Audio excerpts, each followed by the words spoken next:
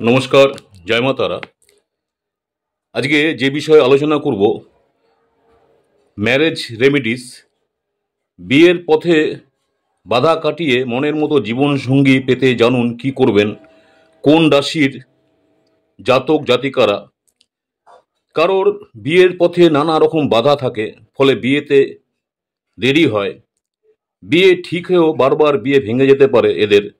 জেনে নিন বিয়ের পথে বাধা দূর করতে কি করবেন বিভিন্ন রাশির জাতক জাতিকারা। দেখুন, সামাজিকভাবে বিয়ে আমাদের জীবনে একটি গুরুত্বপূর্ণ অঙ্গ। নারী হোক বা পুরুষ হোক, বিয়ের পর থেকে জীবন যেন নতুন করে শুরু হয়। কিন্তু এমন অনেকেই রয়েছেন যাদের বিয়ে সহজে হতে চায় না। মনের মতো জীবনসঙ্গী খুঁজে পেতে এদের নানা ধরনের বাধার মুখে পড়তে হয়। আবার এমনও হয় যে বিয়ে আপনার ঠিক হয়ে গেছে, বিয়ে ঠিক হয়ে যাওয়ার পরেও নানান কারণে তা ভেঙে গেল।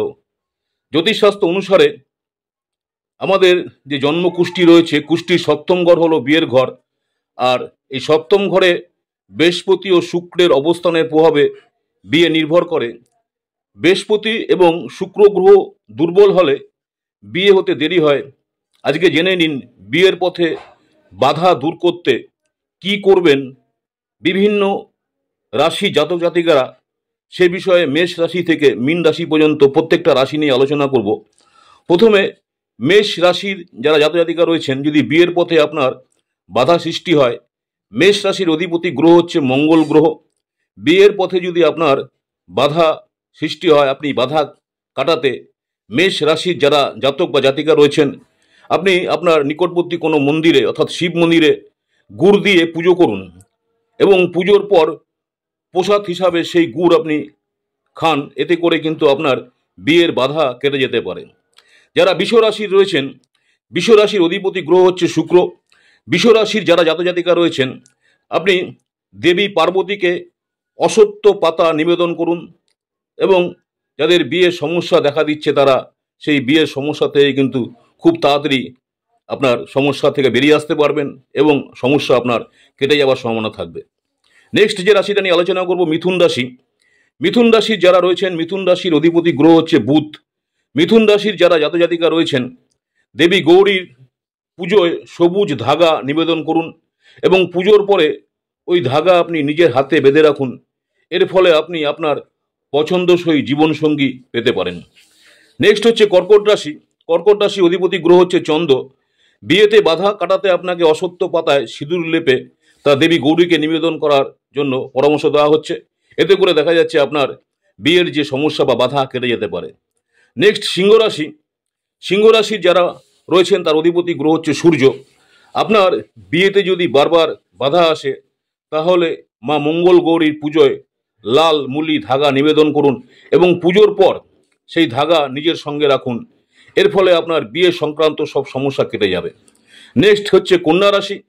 কন্যা রাশির অধিপতি গ্রহ হচ্ছে বুধ।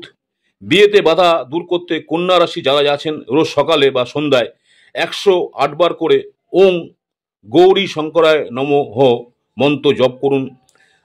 আবার বলছি, কন্যা রাশি যারা রয়েছেন প্রতিদিন সকাল এবং সন্ধ্যাবেলায় 108 বার করে ওং গৌরী শঙ্করায় নমঃ মন্ত্র জপ করুন। এতে করে কিন্তু আপনার বিয়ের বাধা বা বিয়ের সমস্যা কেটে যেতে পারে। তুলা রাশি যারা রয়েছেন, তুলা রাশির অধিপতি গ্রহ হচ্ছে শুক্র। বিয়েতে বাধা দূর করতে মা মঙ্গল বা মা মঙ্গলা গৌরীর পুজোয় আপনার ডাল নিবেদন করুন এবং পুজোর পর কিছু ডাল নিজের সঙ্গে রেখে দিন। নেক্সট হচ্ছে বৃশ্চিক রাশি। বৃশ্চিক রাশির অধিপতি গ্রহ মঙ্গল। আপনার যদি বিয়েতে বারবার বাধা আসে, তাহলে প্রতিদিন সন্ধেবেলা জুঁই ফুলের তেলের প্রদীপ জ্বালান।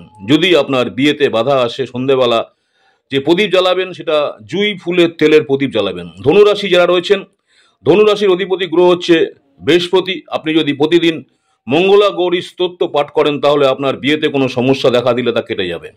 নেক্সট হচ্ছে মকর রাশি। মকর রাশি অধিপতি গ্রহ শনি।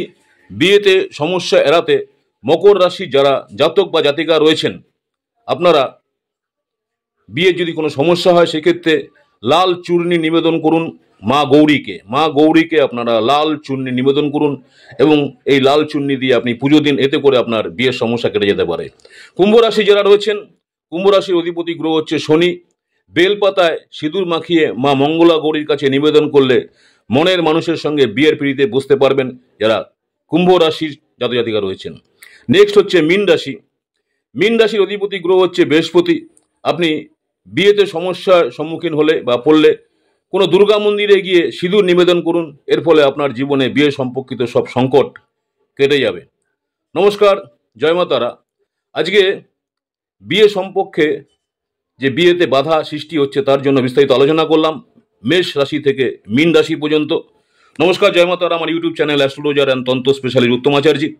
অনেকেই আপনারা আমার এই চ্যানেলটাকে সাবস্ক্রাইব করছেন, অসংখ্য ধন্যবাদ। যারা এখনো সাবস্ক্রাইব করেনি অনুরোধ করবো চ্যানেলটাকে সাবস্ক্রাইব করে রাখতে।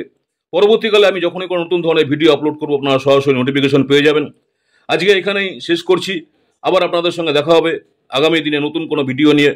মা তারা আপনাদের সকলের মঙ্গল করুন এই কামনাই করি। নমস্কার, জয় মা তারা। সকলেই ভালো থাকবেন। আবার আপনাদের সঙ্গে দেখা হচ্ছে নেক্সট এপিসোড। নমস্কার, জয় মা তারা।